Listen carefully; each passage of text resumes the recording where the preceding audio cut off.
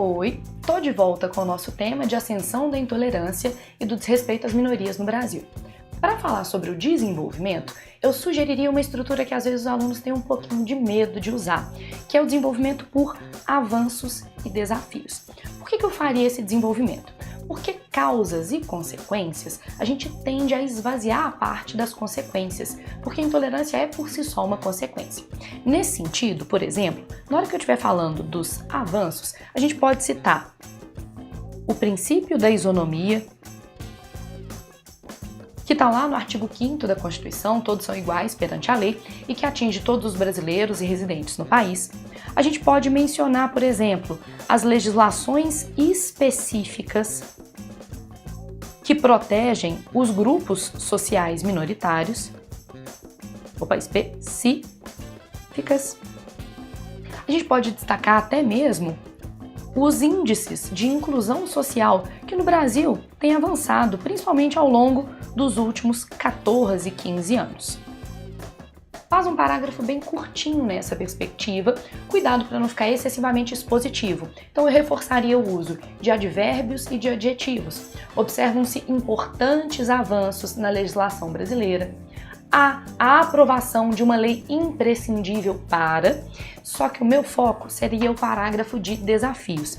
Nesse parágrafo de desafios, eu vou até trocar a cor da minha caneta. Aqui é que eu apresentaria a situação problema.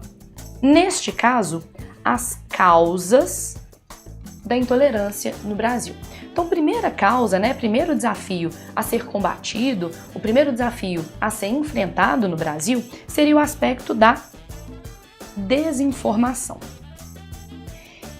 Infelizmente, o preconceito é filho da ignorância. Ignorância no sentido de desconhecimento.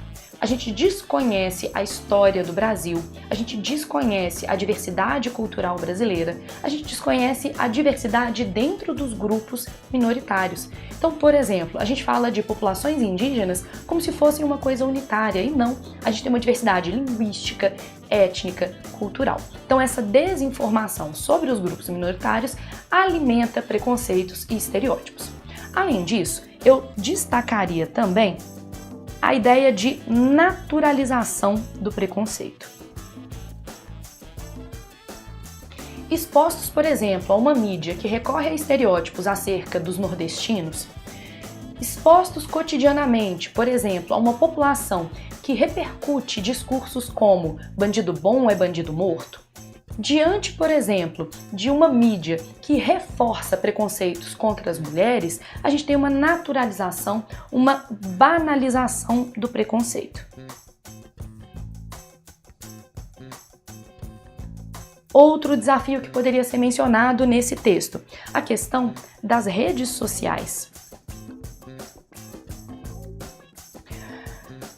Como o próprio Pierre Levy já disse, a gente tem hoje uma sociedade hiperconectada. Os indivíduos estão todos em contatos uns com os outros, não importa onde estão, a idade que tenham.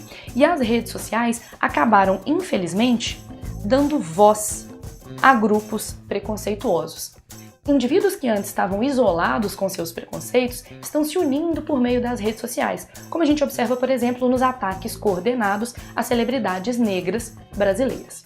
Além da questão das redes sociais, eu falaria também da impunidade, alimentada pelas redes sociais. É muito raro que um cidadão que cometa um crime de ódio na nossa sociedade seja punido. E isso é intensificado pelas redes sociais devido ao anonimato que ela oferece a alguns dos seus usuários. Só que não acaba só isso não, gente. A gente pode pensar também num conceito muito importante para o tema de hoje, que é o de violência simbólica, que é a violência que se dá por meio dos discursos. A violência ela não precisa ser física, ela pode estar, por exemplo, na linguagem. Quando eu uso, por exemplo, um termo pejorativo, como aidético, no lugar de soropositivo, na hora, por exemplo, em que eu uso uma palavra tão agressiva como viciado no lugar de dependente químico, eu estou legitimando os discursos agressivos.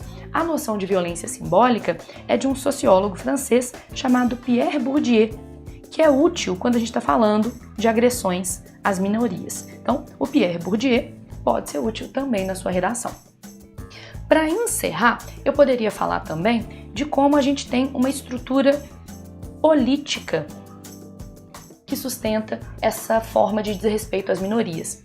Como as minorias têm pouco acesso, em geral, à educação, como elas são pouco representadas na mídia, como elas são alvo de uma invisibilidade social, é muito raro que essas lideranças atinjam a política no sentido tradicional. Então a gente tem uma política que é majoritariamente formada por membros das maiorias.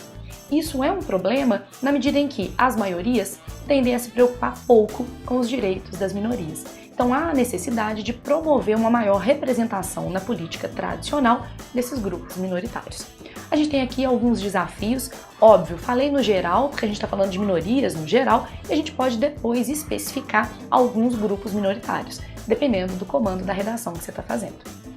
Próximo vídeo, a gente vai ver como concluir um texto por proposta de intervenção, caso estejamos conversando sobre intolerância. Até a próxima.